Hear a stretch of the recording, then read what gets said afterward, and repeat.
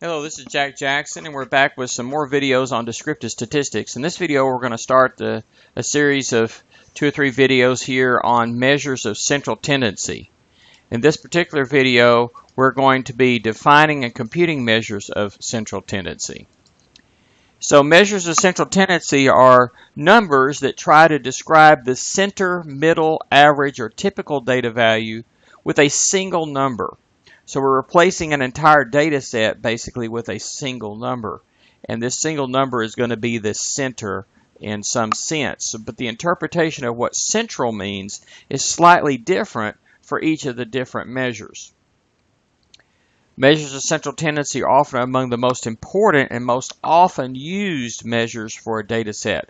So finding the center of our data is something we're very often going to do.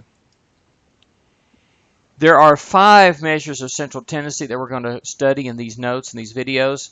They all start with the letter M: mean, median, mode, midrange, and midquartile.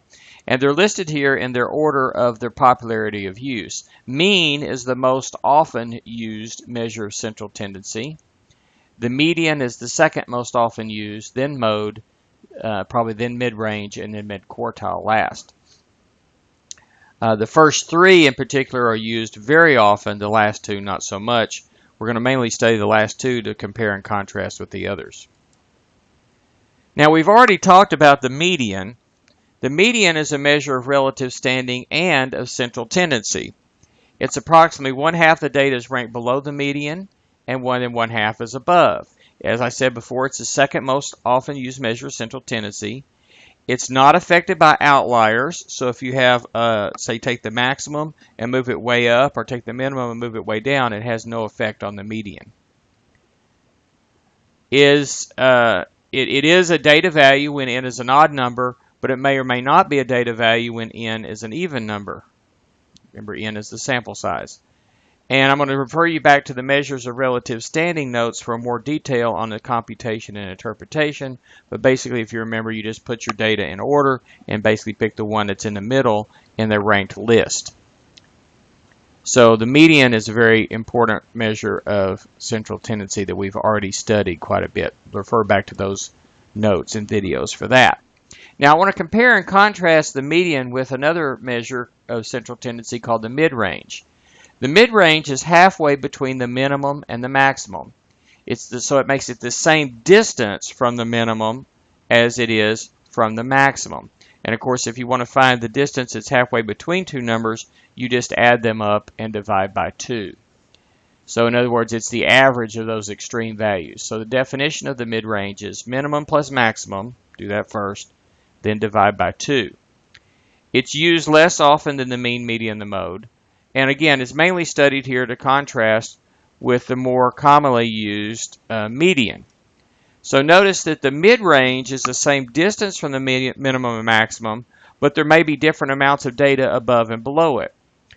In contrast, the median might be closer to the minimum or closer to the maximum, but there are the same amount of data above and below it. So we can illustrate that, for example, on a dot plot. Here's a dot plot we've been using several times.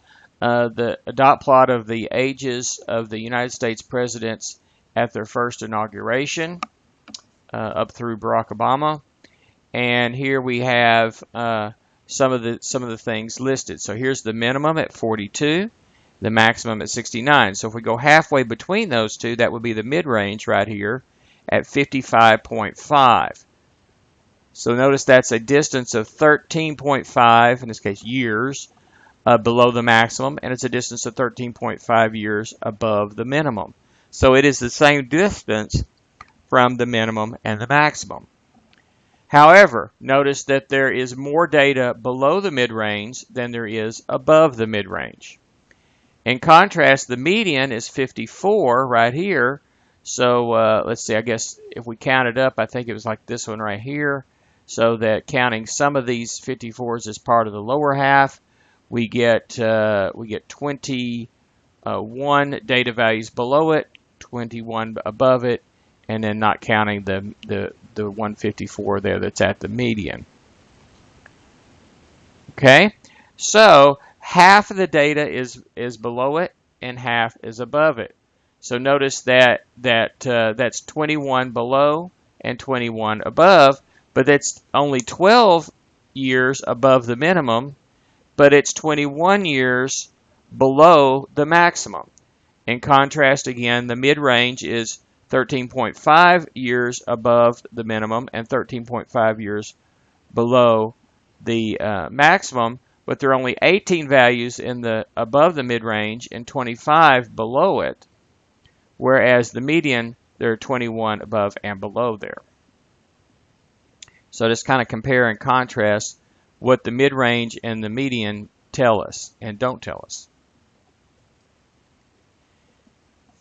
The mid-quartile is found in a similar way to doing the mid-range. Remember, the mid-range, we just average the minimum maximum.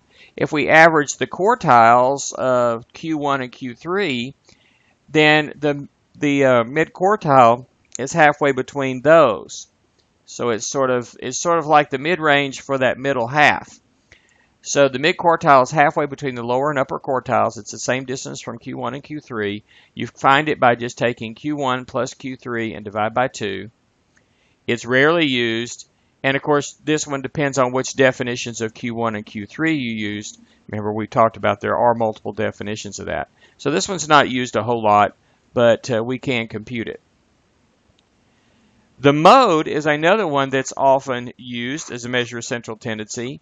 The mode is the single most often occurring data value. So if you have a single value that occurs more often than any other, the most frequent data value, then that data value, not its frequency, the data value is the mode.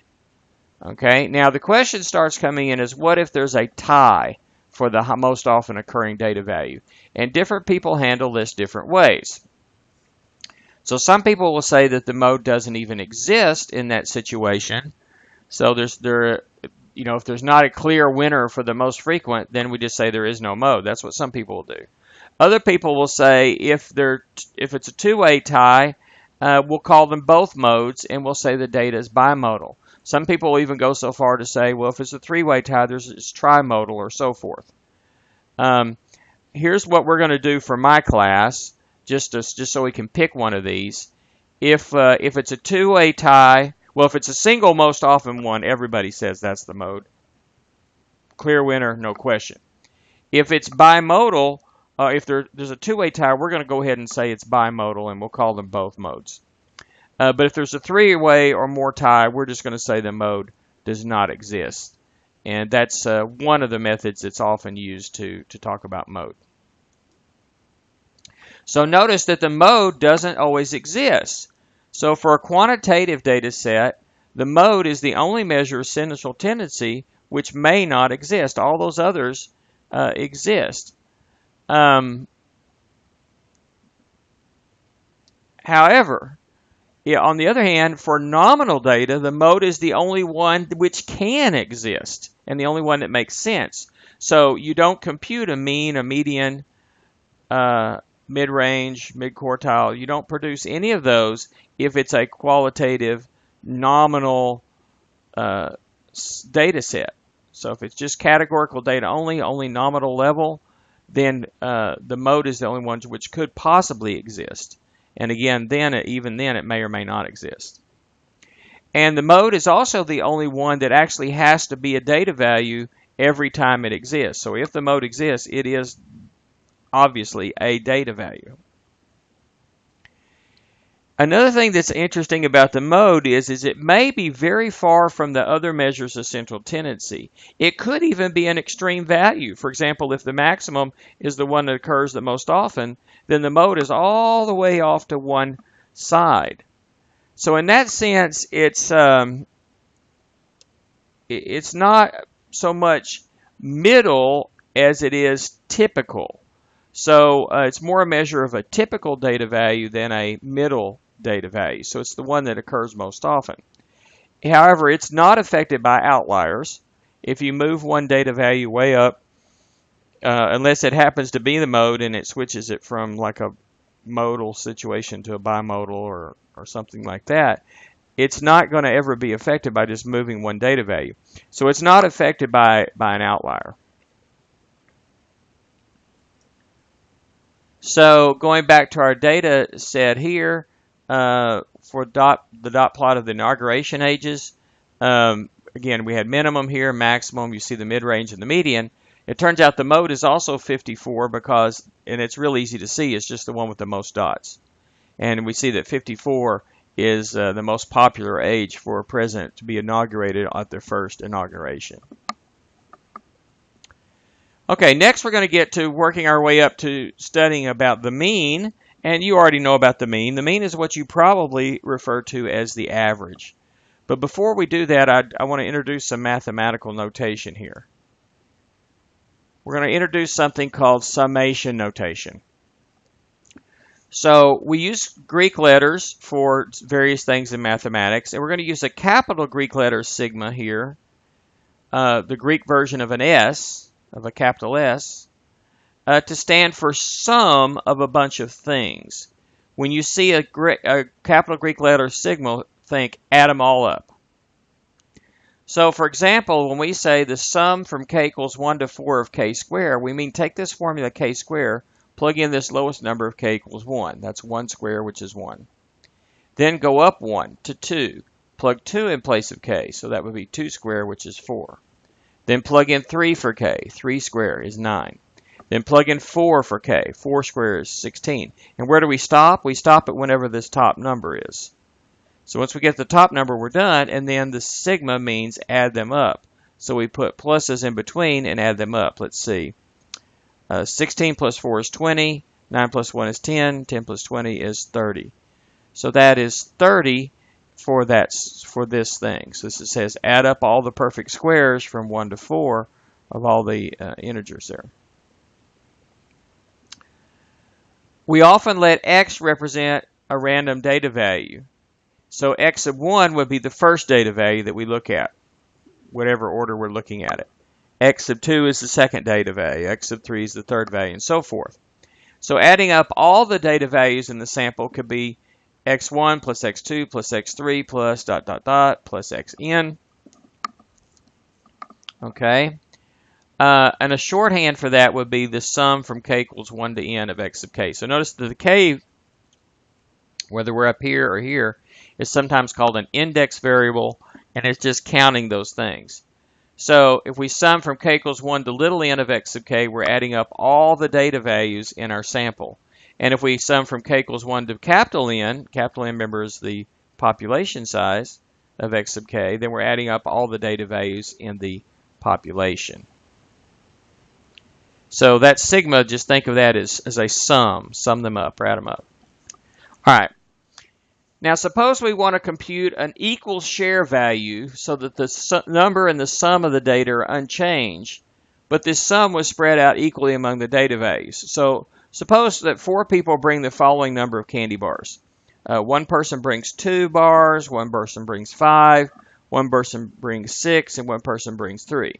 Now suppose we were to divide these equally among the people, how many bars would each person have? Well, first of all, we add them up to determine that there are 16 total bars there. Okay.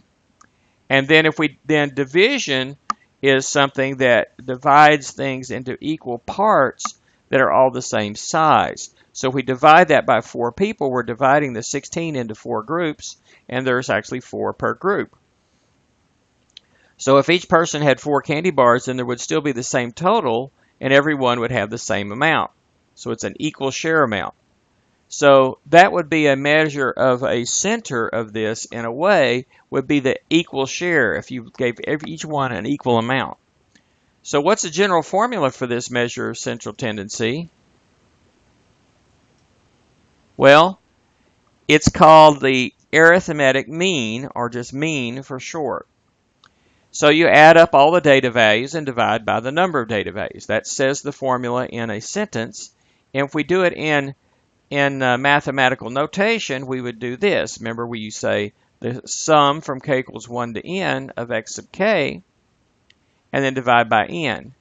And that would be, if we do that for the entire population, the numerator here says add up everyone in the whole population, all the data values, and divide by how many things are in the population.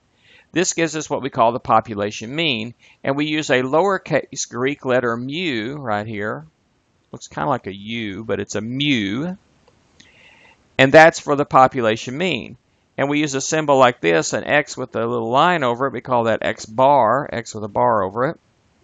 And that's the same thing, except we're adding up all the things, all the data values in a measurements in a sample, and then dividing by the sample size this time. So how do we interpret the mean? There are several really good interpretations of the mean. One, it is, as we've seen before, it's the equal share value. Keep the total the same and spread the data out equally to each, and each will end up being the mean. We can think of it as the center of gravity on a dot plot. If you think of these things on a bar, like a seesaw, teeter-totter, lever, or something like that, then if you put the fulcrum or balance point at the mean, then the thing would balance out. Another thing that we'll see a little bit later is the sum of the deviations from the mean is always 0, which is kind of what makes it balance. And the effect of all data values, or each and every data value has an effect on the mean. So if you move one data value, the mean, maybe just slightly, will change. But if you move a data value dramatically, like add in an outlier or move a point way out to an outlier, it can have a dramatic effect on the mean. And so the mean is what we call sensitive to outliers. Now, let's talk about the word average. All measures of central tendency are sometimes called averages. Okay, so the mean, median, mode, mid-range, all of those could be considered averages. In fact, many statisticians will call all of those averages. But in most common usage, it's my experience, if someone talks about the average as if there were only one, then they're talking about the mean. Because it is the most often used measure of central tendency. Now, probably the best policy we should have is since the word average is somewhat ambiguous here, we should try to avoid the word average or use it pretty sparingly, and use the word mean if we mean the mean. Okay. So here's the mean. If we add up all these ages and divide by 43, you get 54.628, probably rounded off to 3 decimal places there, and that's about right there on the dot plot.